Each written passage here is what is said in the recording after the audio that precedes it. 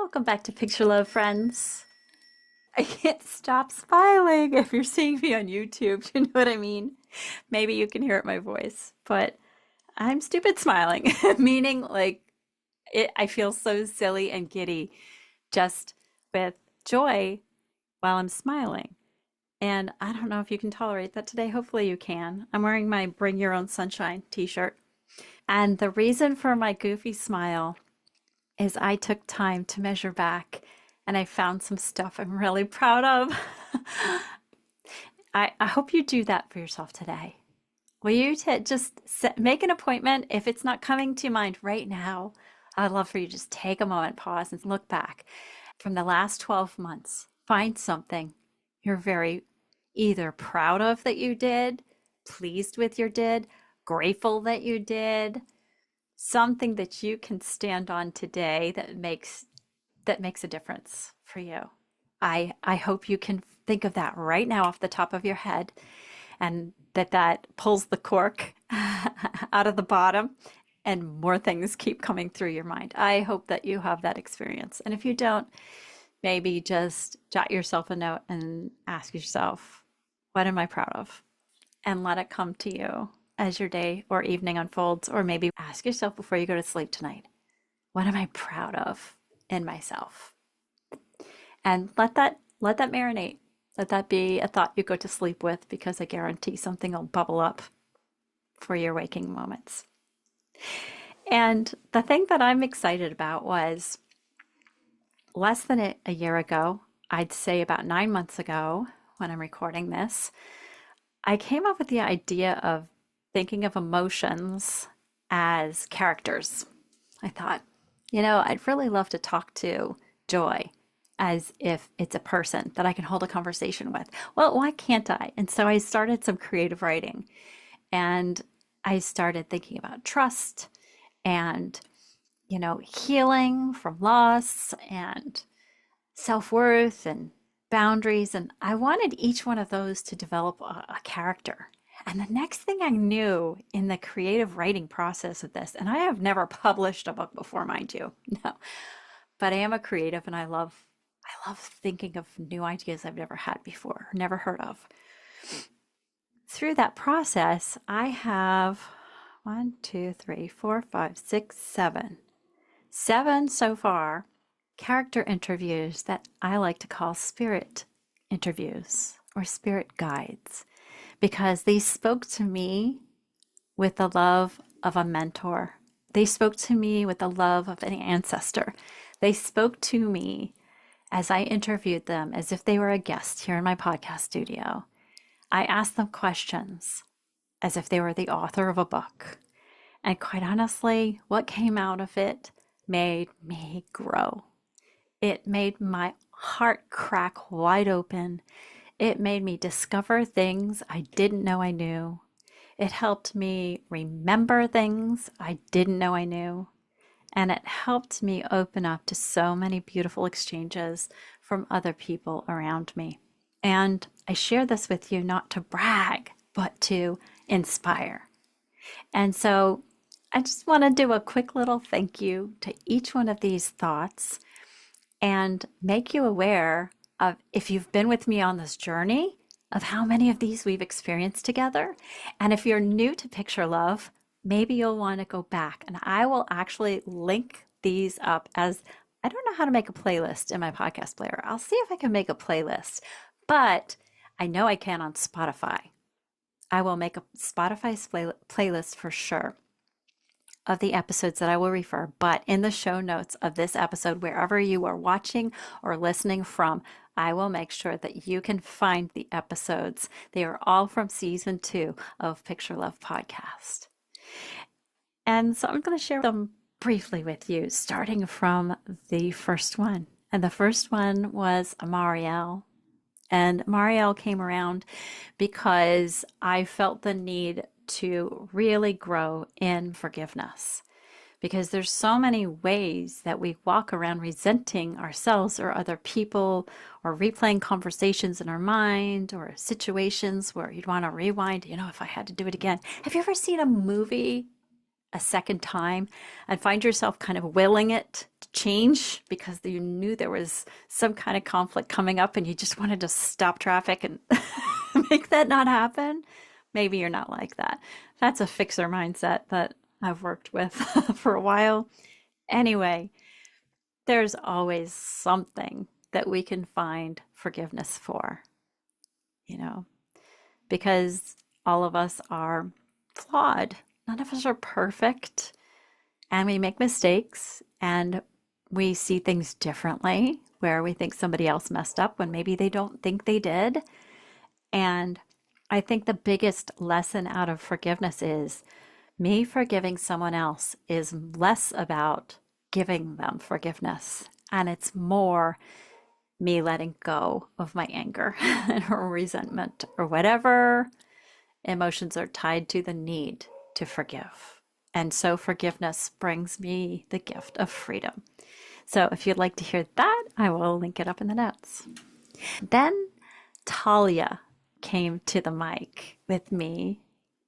Talia, Seeker of Truth, because this was inspired by me doing some of the work on myself, but also discovering all of the conflicting stories and the headlines that are curated for us, and all the facades that we've been taught to put on to fit social norms, to be good students, to be good citizens, to be good parents. And the Seer of Truth, honestly, the inspiration cracked open when I was like, what's true and what's not? What do we assume is true just because it's always been said? What do we assume is true just because it's published? You know? And knowing that my truth is maybe different from somebody else's truth, those were all some of the inspiration behind the creation of the conversation with Talia. Then there was Vera, the guide of boundaries. And I really did believe at some point in my earlier years that boundaries were walls. I think walls keep us safe, they give us privacy, they give us protection from the weather and the elements, things that we as humans perceive as harmful. But boundaries, from an emotional standpoint, give us a false sense of safety sometimes when we build them unnecessarily too thick and we don't let anybody in. We protect our hearts so our hearts can't get hurt. Well, let me tell you, it can get lonely behind layers and layers of emotional cinder blocks. And boundaries are a great way of loving one's self and putting action behind that love when it comes to yourself and others. Boundaries to what am I willing to do for myself, and when am I willing to say, oh, enough. That's enough, Chris. And that leads right into Melu. Oh, love Melu. She is such a love. She's the warmest hug. She is a great conversation around self-worth. And self-worth and self-love are not separate. They are branches of the same tree. And it's not self-glorifying. It's truly honoring the gift that our lives, each one of us, is. My life is a gift, and your life is a gift. And it's a beautiful experience, and it's messy, but it's valuable. And just honoring and respecting the worth of ourselves is something that Melu helped really shine a light on. Then there was the trio of truth seekers. The three of them are like a squad, and they will be visiting Picture Love again, hopefully together on an episode. But we're just trying to coordinate some calendars. But we've got Elira, the spirit of grit and grace, sticking with something, persistence, giving grace where needed, but it requires degrees of patience and neutrality. And Elira is such a beautiful spirit of all of that. And so calling Elira my spirit of grit and grace, it's like the best compliment I could give this personality, this spirit, because They are so beautiful. And then there's Riven, the one who had really loud, cracked wide open betrayal and recovery, and really faced the flames and forged it out. Pounding steel, literally, is how Riven personified that transformation. After being betrayed and being let down and really brought down to rock bottom. Riven even chose a new name for himself, coming up from those ashes and rebuilding. And there was hermiting involved, and there was so much unraveling involved. And Riven is just courageous and open renewal. And then there's my sweet spirit Soraya, who makes me think of hummingbirds.